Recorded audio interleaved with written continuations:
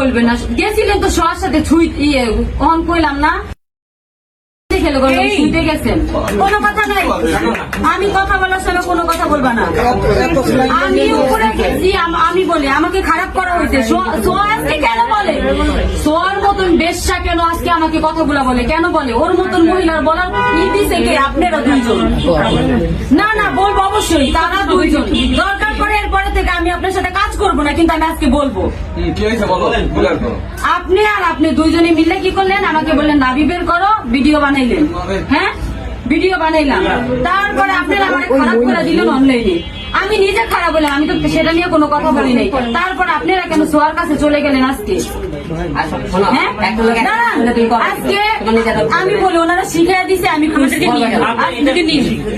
এরপরে এই দুইজনে আজকে নাকি সোয়া দিতে গেছে। আমি লাইভ দেখছি, আপনি সোয়া মনে গেলেন কেন? আপনি সোয়া নিতে গেছেন, সোয়া কি হয় আপনার? নাকি আপনার সাথে শেয়ার করেন? আচ্ছা দাদা শোনো, একটা লোক তোমাকে যেগুলো তোমার শেয়ার মনে হয়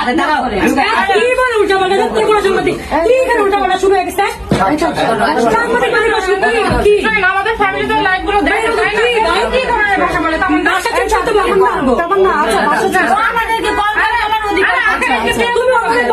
তুমিও বলো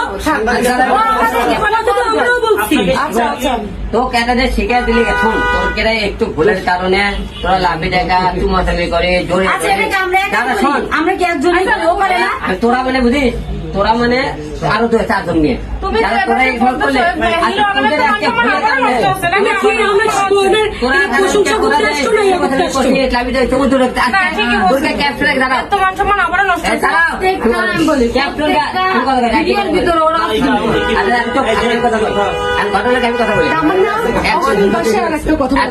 এখন তোমাদের দাঁড়ান আমি কথা বলি সংক্ষেপে ভাই, সংক্ষেপটা করে আমার কথা বলো। আজকে তোরা তখন এখন ওটা হিরো আলমের নায়িকা তামান্না তোর নামের আগে হিরো আলম লেখছে। তার তুই যা বদনাম অশ্লীলতা করলি, তোরা তো এক জায়গাতে একটা আশিক বলে গানও বানায়, হিরো আলমের একটা আশিক বলে এখন অশ্লীল ভিডিও বানায়।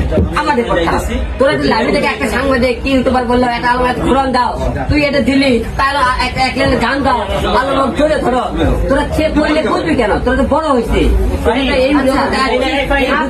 আমি সুন্দর করে বলি শোনেন, আপনারা দুজন ছিলেন না, আপনারা দুইজন যখন ছিলেন তখন যেহেতু ওর মানে লাইভের ভিতরে লাইভ চলে আসে, সাংবাদিক সবাই দেখে, ও বলতেছে আমরা কলগাল, আমরা ভালো না।